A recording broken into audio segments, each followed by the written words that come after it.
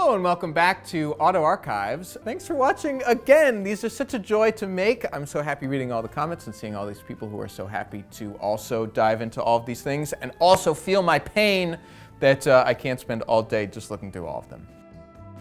Off the stack, we've got issue 62 of Car Styling Magazine, a Japanese industry publication on the world of car design. We're going to look at this, one of the most interesting Ferraris that never was. All right, let's take a peek into it. This will be an interesting one for fans of 1980s cars. It is the Ferrari 408. Now, this is contemporaneous, I think that's the correct word, with the Ferrari 308, which was a 3-liter mid-engine V8 car. And indeed, this is a 4-liter V8 mid-engine car. But there is more to it that is also 4 related.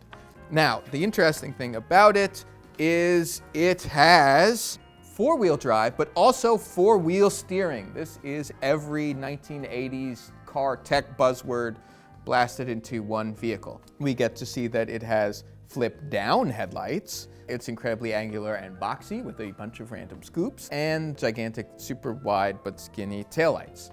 This was an interesting car because it was a mid-engine 4-wheel drive sort of super sports car. Now, some of you may be thinking, 4-wheel drive Ferrari, 1980s, this sounds like a rally thing, this sounds like a Group B thing. Well, Car Styling has you covered.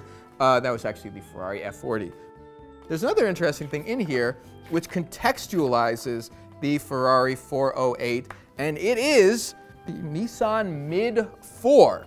Now, the Nissan MID-4 was, again, a concept car in that it was never put into production, but it really does look like a car that Nissan could have put into production. They actually made 2 different generations of it. It's hard to think of another concept car that got it. This is the first generation Nissan MID-4, and this is the second generation MID-4. And why am I talking about it? Well, it is another mid-engine, 4-wheel drive, everyday sports car of the late 1980s.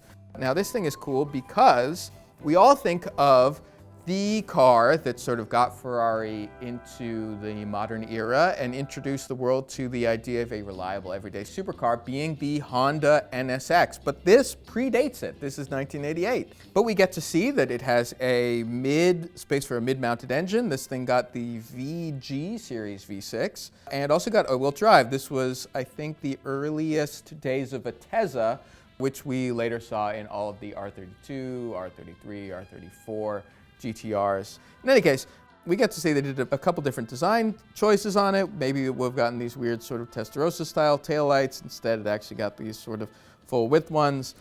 But it just goes to show that the idea of Ferrari, Italy versus Japan, making a everyday usable sports car, supercar thing that we think of as being the Ferrari 355 and the Honda NSX, actually you could trace a little bit farther back if you were willing to look at some concepts and the Nissan MID-4 and the Ferrari 408.